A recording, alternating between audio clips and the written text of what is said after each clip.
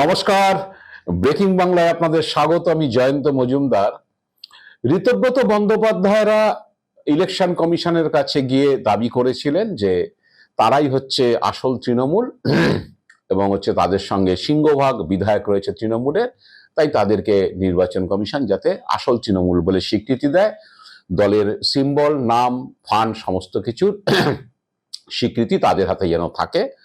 তো তৃণমূল পাল্টা তাদের বক্তব্য জানিয়েছে। তো সোমবার দিন বিকেলের মধ্যে দুই পক্ষকে তাদের নথিপত্র, বক্তব্য যা বলা লিখিতভাবে জমা দিতে বলেছিল নির্বাচন কমিশন। সেই মতো দুপক্ষই হচ্ছে সোমবার দিন তা নির্বাচন কমিশনে জমা করেছেন। ঋতব্রত বন্দ্যোপাধ্যায়রা নিজেদের আসল তৃণমূল বলে দাবি করছেন, কিন্তু বোধহয় অজান্তেই রবিবার দিন মুখ্যমন্ত্রী শুভেন্দু অধিকারী তার একটা পদক্ষেপ হচ্ছে ঋতব্রতদের কিছুটা সর্বনাশ করে দিয়েছে। কি সর্বনাশ? কারণ সেটা হচ্ছে বারুইপুরের ঘটনার প্রেক্ষিতে একটা পদক্ষেপ পুলিশ গ্রহণ করেছিল।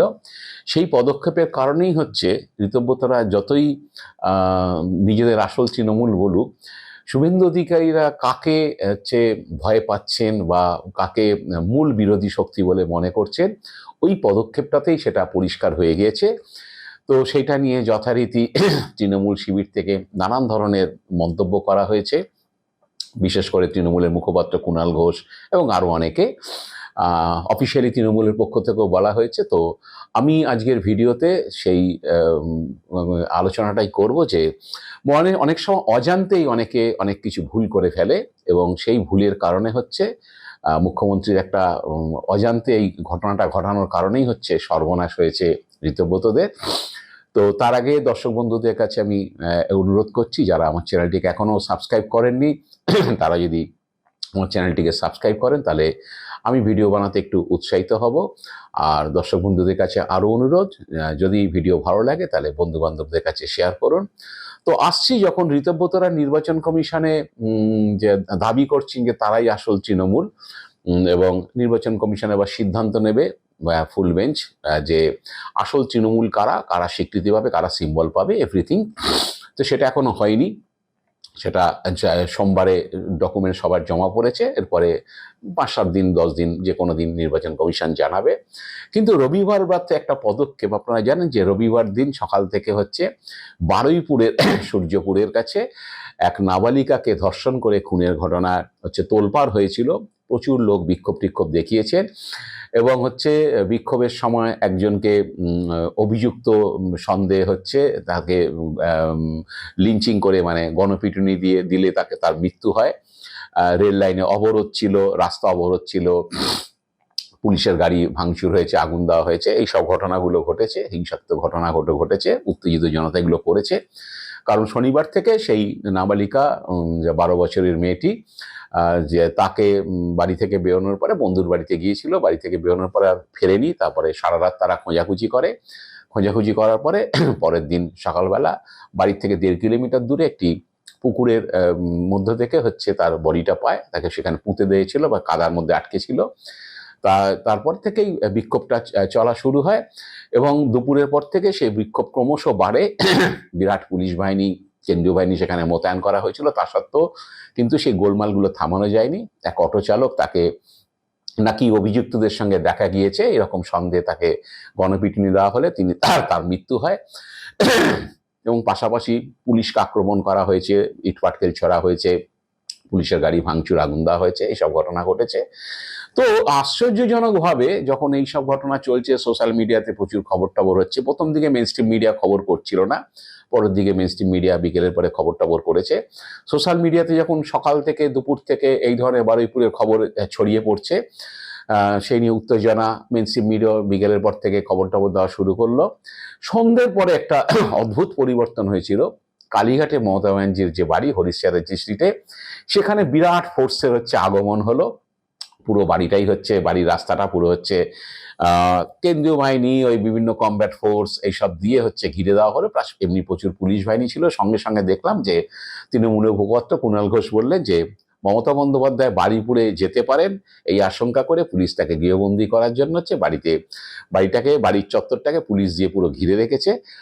এই অভিযোগে তৃণমূলের অন্যান্য নেতারাও সেগুলো করলেন, যে মমতা বন্দ্যোপাধ্যায়কে ভয় পাচ্ছেন শুভেন্দু অধিকারী বা রাজ্য সরকার, সেই কারণে পুলিশ পাঠিয়ে মমতা বন্দ্যোপাধ্যায়, কারণ এর আগে মমতা বন্দ্যোপাধ্যায় বাড়ির সামনে পুরো সুনসান করে দেওয়া হয়েছিল, সমস্ত পুলিশ টুলিশ সরিয়ে দেওয়া হয়েছে। আপনারা জানেন সব খবর হয়েছে প্রচুর, সমস্ত পুলিশ চৌকি টৌকি যা আছে সব তুলে দেওয়া হয়েছিল, গলি পুরো ফাঁকা করে দেওয়া হয়েছিল। তার ব্যক্তিগত দেহরক্ষীরা বাড়িতে থাকতেন ভিআইপির সঙ্গে, কিন্তু বাড়ির এলাকা পুরো সাফ হয়ে গেছিল, কোনো পুলিশের নামগন্ধ ছিল না। কিন্তু হঠাৎ করেই রবিবার সন্ধ্যে থেকে পুলিশের আগমন এবং রাত পর্যন্ত সেটা ছিল। এই নিয়ে মমতা বন্দ্যোপাধ্যায় হচ্ছে ফেসবুক লাইভে তিনি বলেছিলেন যে আমাকে গৃহবন্দী করে দেওয়া হয়েছে, আমি যাতে বারুইপুরে যেতে না পারি। তো তিনি ওই মোবাইলে যে লাইভে হচ্ছে ওই বারুইপুরে পরিবারের সঙ্গে তিনি লোকজনের সঙ্গে কথা বলেন। একইভাবে অভিষেক বন্দ্যোপাধ্যায় হচ্ছে ওই যে নাবালিকা মৃত্যু হয়েছে তার পরিবারের সঙ্গে কথা বলেছিলেন। তো এই নিয়ে কুণাল ঘোষ এবং সোশ্যাল মিডিয়াতে বিভিন্নভাবে হচ্ছে নানান কটাক্ষ এটা ওটা শুরু হলো, যে আসল বিরোধী কারা তারা হচ্ছে রাজ্য সরকার বুঝিয়ে দিল, শুভেন্দু অধিকারীরা বুঝিয়ে দিলেন। আমি বিভিন্ন কমেন্টগুলো পড়ছিলাম, বিভিন্ন সোশ্যাল মিডিয়াতে পোস্ট হচ্ছিল, মমতা ব্যানার্জির বাড়িতে হচ্ছে পুলিশের আগমন এবং পুলিশ দিয়ে ছেয়ে দেওয়া, মানে পুলিশ একবার ভর্তি পুলিশ হয়ে গেছে। তৃণমূলের আইটি সেল থেকেও লাইভ টেলিকাস্ট করা হয়েছিল, যে ফেসবুক লাইভ করা হয়েছিল, যে এরকম ভর্তি পুলিশ হঠাৎ করে হচ্ছে বাড়ির সামনে উপস্থিত, কারণ মমতা বন্দ্যোপাধ্যায় যাতে বারুইপুর যেতে না পারেন। এবং যে অনেকে এসব বললো যে ইয়ে ডার আচ্ছা লাগা, যে আসল যে বিরোধী নেত্রীকে, আসল বিরোধীকে, সেটা রাজ্য সরকার শুভেন্দু অধিকারী বুঝিয়ে দিলেন। ওটা হচ্ছে কাগজে কলমে নির্বাচন কমিশন কাকে বিরোধী দল বলবে সেটা না, তো সেইটা হচ্ছে বুঝিয়ে দিলেন। এবং হচ্ছে তারা পরিষ্কার বলতে চাইলেন যে তৃণমূলের কালীঘাট তৃণমূল মানে মমতা বন্দ্যোপাধ্যায় যে আসল তৃণমূল, এবং সেই কারণে রাজ্য সরকার চিন্তা ভাবনা করেছে যে ইনি বারুইপুরে গেলে সমস্যা হতে পারে, আরো লোকজন হচ্ছে আরো সেখানে তাকে কেন্দ্র করে জড়ো হতে পারে, এইসব বিষয়গুলো ভেবে হয়তো সরকার তাকে বেরোতে দেয়নি। যদিও পুলিশ আনুষ্ঠানিকভাবে কিছু বলেনি যে তাকে গৃহবন্দী করা হয়েছে বা কিছু, শুধু ওখানে পুলিশ ভরে দেওয়া হয়েছিল।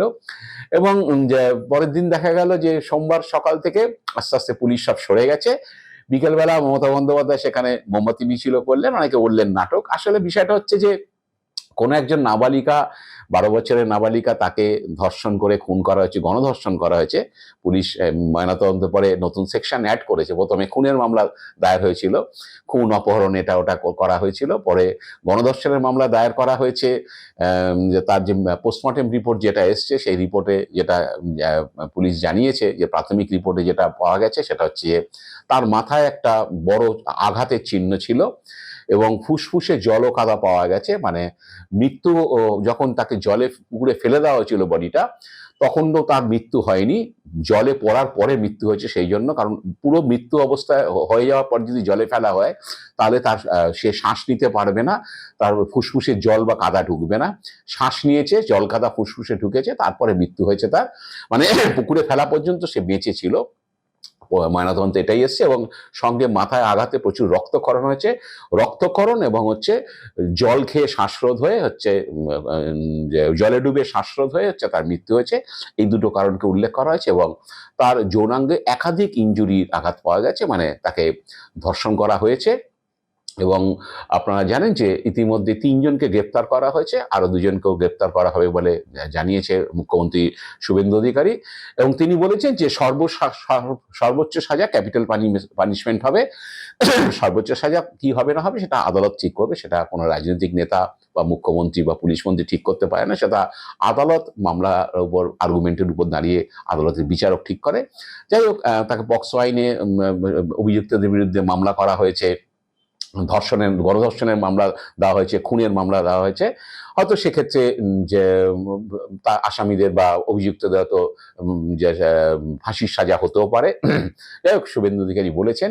এবং পাশাপাশি তিনি বলেছেন যে আরো যে মামলা, আরো 3টে মামলা হয়েছে, যে পুলিশকে, কেন্দ্রীয় বাহিনীকে যে ইনজুরি হয়েছে তার জন্য হয়েছে, ট্রেন লাইন উপড়ে দেওয়া হয়েছে, ওই যাকে বলে গণপিটুনিতে মৃত্যু হয়েছে, আরো 3টে মামলা হয়েছে। তারা সেগুলো নাকি যারা অতৃপ্ত আত্মা তারা করেছে।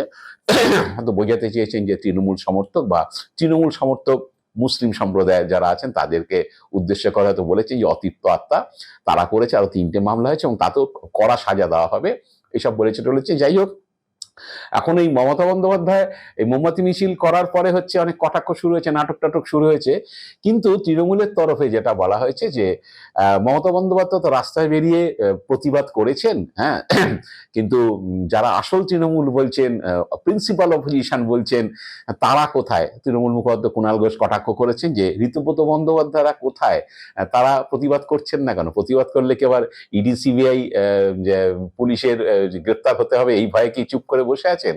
কারণ হচ্ছে ঋতব্রত শিবির বা দিল্লিতে কাকলি ঘোষ দস্তিদারদের শিবির, যাতে এমপিরা তারা হচ্ছে কোনো টু শব্দটি করেননি। শতাব্দী রায়কে সংবাদ মাধ্যম জিজ্ঞেস করেছিল যে এই বিষয়টা আপনারা প্রতিবাদ করছেন কিনা, বলছে সবই তো হয়েছে, মানে এখনো সময় আছে। যাই হোক, তো এখন ঋতব্রত শিবিরের সব চুপচাপ, কুণাল ঘোষ বা অন্যান্য তৃণমূল নেতারা কটাক্ষ করছেন যে মুখ খুললেই কিন্তু এই ধর্ষণ নিয়ে মুখ খুললেই কিন্তু হচ্ছে আবার অন্য সমস্যা এসে যাবে। কারণ কুণাল ঘোষ বারে বারে হচ্ছে বলেছেন, বা ইভেন মমতা বন্দ্যোপাধ্যায় বলেছেন যে আসলে এদের হচ্ছে ওই ইডি সিবিআই পুলিশের ভয় দেখিয়ে মামলা টামলা, অনেকের যে হয়তো কোনো যে ব্যথা আছে সেই দিয়ে তাদের অ্যারেস্ট ফ্যারেস্ট করে জেলে ভরে দেওয়া হবে, বিক্ষোভের মুখে পড়বে, এইসবের ভয় হচ্ছে তারা মমতা বন্দ্যোপাধ্যায়কে ছেড়ে গিয়ে আলাদা শিবির করে বিজেপির বি টিম হয়েছে। এটা কুণাল ঘোষদের অভিযোগ যে বিজেপির বি টিম হয়ে তো তারা প্রতিবাদ করতে পারবেন না। তা মমতা বন্দ্যোপাধ্যায়কে যতই নাটক করছেন বলুন, মোমবাতি নিয়ে অনেক বলছেন আপনারা আমলে হয়েছে, তো সেটা অনেকেই, আমি যেটা মনে করি যে কোনো ধর্ষণ বা এরকম যে হিনিয়াস ক্রাইম হলে প্রতিবাদটা করা উচিত সমাজের সর্বস্তর থেকে। যে পুলিশ তো পুলিশের মতো তাদের অভিযুক্তদের বিরুদ্ধে মামলা দায়ের করবে, তাদেরকে সাজা করানোর ব্যবস্থা করবে, কিন্তু তো পাশাপাশি সোসাইটি থেকে যদি প্রতিবাদ আসে, বিভিন্ন সেক্টর থেকে যদি প্রতিবাদ আসে, তাহলে যেটা হয় ভবিষ্যতের ক্ষেত্রে আমাদের এখানে একটা হিনিয়াস ক্রাইম হলে, মার্ডার হলে বা ধর্ষণ হলে মানুষ প্রতিবাদ করে কেন? যে পুলিশ অভিযুক্তদের গ্রেপ্তার করবে, সেটার উপর যে এখন একটা চাপ যে প্রশাসনের উপর যাতে অভিযুক্তরা গ্রেপ্তার এবং তাদের সাজা হয় সেটাকে নিশ্চিত করা। সেকেন্ড হচ্ছে ভবিষ্যতে যাতে কোনো ব্যক্তি এই ধরনের কাজ না করে, যে এরকম ধরনের কাজ কিন্তু সমাজের কোনো স্তরের মানুষ মেনে নেয় না, এই কারণে প্রতিবাদটা হয়। তো যে কোনো সময় যখন মমতা বন্দ্যোপাধ্যায় সরকারে ছিল সেই নিয়ে কটাক্ষ করেছে, আপনার আমলে পার্কস্ট্রিট হয়েছে, কামদুনি হয়েছে, আরজিকর হয়েছে, তখন বিরোধীরা মমতা বন্দ্যোপাধ্যায়কে কাঠগড়ায় তুলেছিলেন। তো যে এটা হয় সমাজে একটা ক্লাস আছে যারা বিকৃত মানসিকতা, তারা এই ধরনের ঘটনা ঘটে। এখন বিরোধীরা সরকারে এসছে, এখনো যে ধর্ষণ হলো, এই বারুইপুরের ঘটনাটা নিয়ে 7ম ধর্ষণের ঘটনা, এই নতুন সরকার আসার পরে আরেকটা ঘটনা শোনা যাচ্ছে, মালদাতে আরেকটা ধর্ষণের ঘটনা ঘটেছে, সেটা ধরলে 8খানা ঘটনা ঘটে গেছে। এবং যে আরজি করে সিআইএসএফ এর বিরুদ্ধে যে অভিযোগ করেছেন এক তরুণী, সেটা ধরলে 9টা ঘটনা ঘটেছে। আসলে সরকারে যে যখন থাকে এরকম ঘর্ষণের ঘটনা ঘটবে তখন বিরোধীরা বিরোধিতা করবে, এটাই নিয়ম, এবং প্রতিবাদ হবে বিভিন্ন ঘর্ষণের ঘটনা নিয়ে, এবং হিনিয়াস ক্রাইম হলে প্রতিবাদ হবে। প্রতিবাদটা সর্বস্তর থেকে করা উচিত, যাতে ভবিষ্যতে এই ধরনের ঘটনা কেউ ঘটাতে না সাহস পায়, এটাই হচ্ছে নিয়ম। তো এটা করার পরে কেউ কটাক্ষ করতেই পারে, কিন্তু কটাক্ষ যাই করুক তবু মমতা বন্দ্যোপাধ্যায় রাস্তায় নেমেছেন, কিন্তু ঋতব্রত বন্দ্যোপাধ্যায়কে খুঁজে পাওয়া যায়নি। তাহলে কি বুঝে নিতে হবে কুণাল ঘোষের সেই কথা যে প্রতিবাদ করলেই হচ্ছে জেলে যেতে হবে, তাই চুপ করে থাকাটাই ভালো, কারণ ওরা বি টিম তো, সেখানে প্রতিবাদ করা যাবে না। জানি না ভবিষ্যতে ঋতব্রত বন্দ্যোপাধ্যায়রা কি করবেন। আজ এ পর্যন্তই, আপনারা ভালো থাকবেন, সুস্থ থাকবেন, নমস্কার।